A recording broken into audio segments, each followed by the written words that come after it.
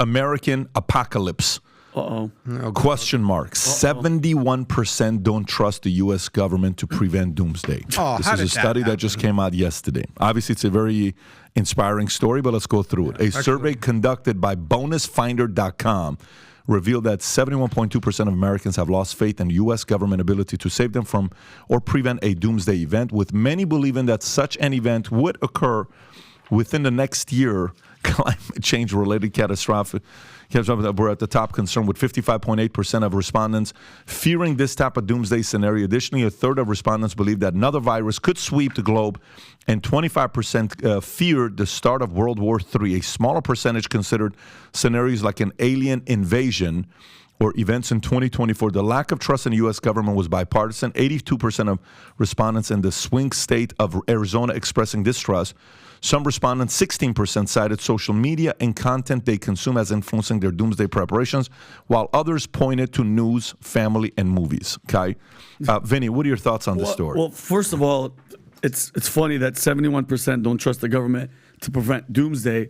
Aren't we at the highest level of them don't trusting the government to do anything, period, with anything with politics and everything? So I think when it does come to a doomsday event, don't rely on the government. You have to rely on yourself. And I'm not talking about build a bunker or do anything crazy like that. But listen, Pat, I don't know if you have this. Do you have like a to-go set up ready to go just in case, God forbid, something happens where shit's going down and you have to get everybody in the car and go? Submarine parked outside the house for 12 months. And I'm being serious. I have a bag at my house, oh shit, just in case you got to go back. And obviously, thank God, you know what I'm saying? I'm armed, I have guns and stuff, but MREs, I went to the Army surplus store. You have that.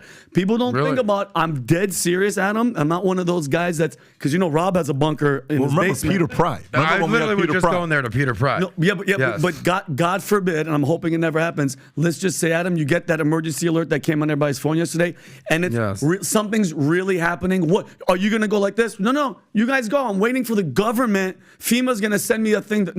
Nobody's going to give a shit. It's going to be every man for himself. So I think you have to be prepared to take care of you and your own. I'll tell you what. I mean, thank God you have that bag. The only thing I have is like an overnight sleepover bag. Quick, we need you out here. Boom, I'm out. I'm sleeping up. Boom. With your cats. You have to bring your cats. But I think an extra bag of kibble. There we go. I think a lot of people, normal people, who would look at doomsday preppers and you see those commercials. Hey, come over here to, Arkansas, wherever, Oklahoma, and get your piece of land and go underground. People are like, the hell, these guys sound fucking weirdos. Now they're like, you know what? Yeah. What was that? What was that place again? What was that thing again? Yeah. I think people are like, all right, what's going on?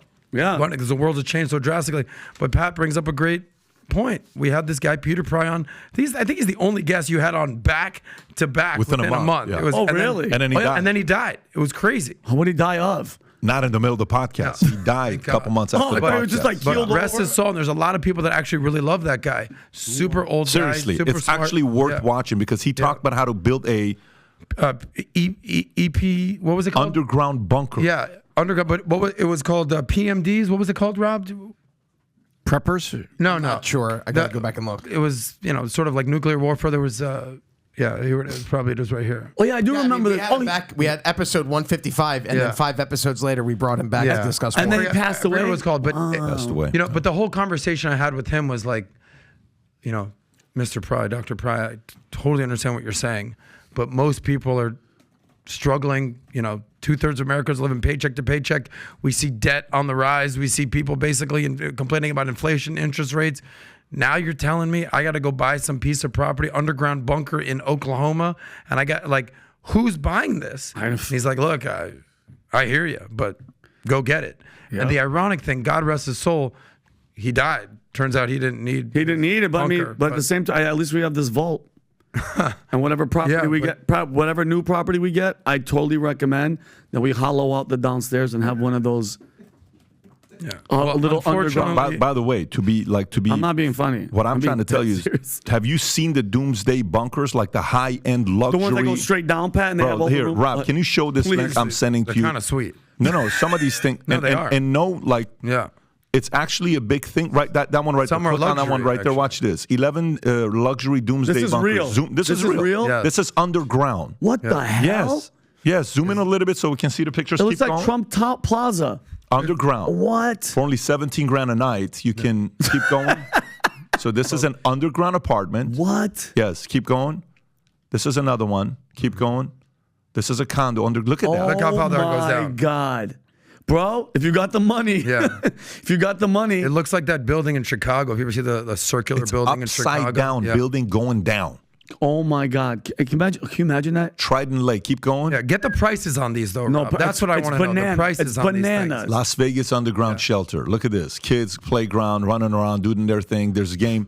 By the way, if you can't afford one of these, you better befriend somebody that's one of those crazy doomsday guys. That house right there looks like that one house where once a year you can kill people, purge or whatever it's called. Purge, that's a purge house. Keep going lower. Okay, look at these houses. Well, straight up, by the way. Bunk beds right next to each other like military. Keep going, keep going, keep going. Pat, what's the percentage of elites that you think? I'm talking about the real rich that have these. There are people that are actually... Let's talk our language. Okay, smart. Sorry, guys. Anyway, so... to our viewers out there, that wasn't some weird audio stuff. That's just their Syrian language. It goes back thousands of years, guys. Don't worry about that. We're not talking exactly. That just said that they're going to go buy a Doomsday prepper outfit right there. Vinny, but you know why you can't do it in Florida here? We can't buy one in Florida. Because the Biscayne aquifer is in the way. It's because we're basically like a few feet above water. If we go any lower here, we'll be swimming. So if you like this clip and you want to watch another one, click right here. And if you want to watch the entire podcast, click right here.